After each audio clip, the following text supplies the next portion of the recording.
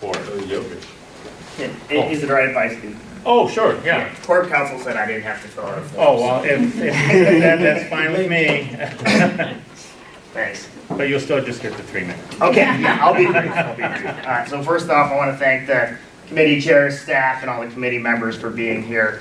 My brain is a little mushy. I'm a poll worker, so I've been up since 5 working at the polls, so I'll be brief. I'll echo a lot of the points that Supervisor Weigleitner had, and I want to thank the committee here for asking a lot of insightful questions.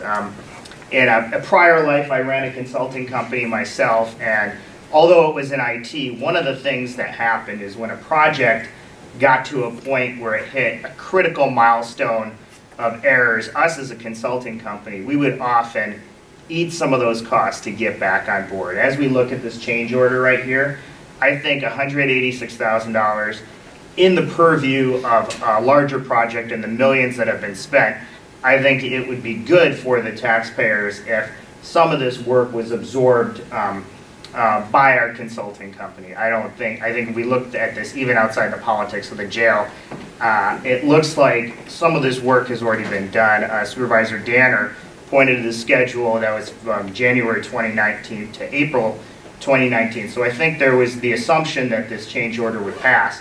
So I would encourage the committee to not allow any of the work that's already been done to be back-billed. And I would also encourage the committee to look at what costs we can recover. So as this issue is getting studied and as these options are getting studied, maybe not all of that should be funded by the taxpayers, and some of that due to some of the the issues that we've seen with the project and the money that's already been spent, see if we can recover some of those funds. The last thing I just want to emphasize here is, always with challenges come opportunity, and I think we've seen across the country this concept of mental health crisis centers and pulling,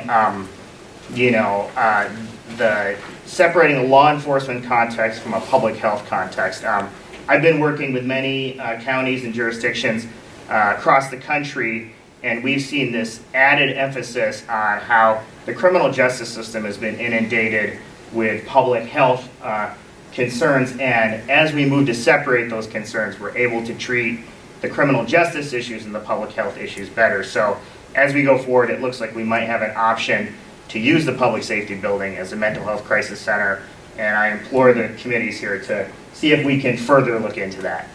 Thank you for your time. Thank you. Any questions? Yes, Supervisor Kiefer. So what we're going to have to vote on in a committee in hopefully a few minutes is this change order, and it sounds like what you're saying is Mead and Hunt should not be billing us for it. But that's not what we're voting on tonight about that question. We can't vote on that tonight. What are you actually asking us to do in terms of the vote tonight? I'm saying that if there's work that's already been done towards this change order, that's been done before the change order has been approved, I don't think that work should be billed, the county should be billed for that work. So, as you know, I'm new to the county board. I was bringing up this point in the context of more of my business experience and working with consulting companies. But, I think it's appropriate to ask Mead and Hunt, is this $186,000? Is there some way they could work with us on the price?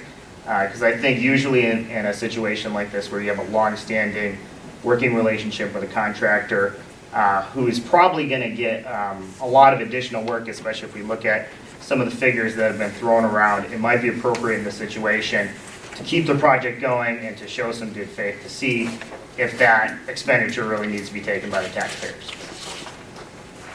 Can I ask a question of Mead and Hunt? Was that? Can I ask a question of Mead and Hunt? Sure. So what's the Mead and Hunt response to that? He's saying that you shouldn't bill for this work because you've already done it. What's your response? I would, Mead and Hunt can answer for themselves, but I would tell you this, that since 2012, Mead and Hunt, Potter, Lawson now, and HDR have been doing a lot of work. And every time that we, the county, change our mind about something or want some additional information, that's sort of always our response is, well, at the end of the day, it's going to be a really big project and you'll make significant money, so you should just eat this cost, or your cost should be really lowball so that, we can get this work done. And eventually they have to look at their business and go, we really have to stay in business. And, you know, this has been 6 years in the making. And every time that you have, and it's not usually change orders, but it's been studies over the years, every time we've said to them, and, oh, you know, well, the big payday's coming soon, or someday, so, you know, we really need you to keep your costs down this time. Eventually, they just can't stay in business doing that kind of stuff. Other questions? Yeah, I would have to defer to Dave on that one. Dave Wood, I can't speak for Dave on that one.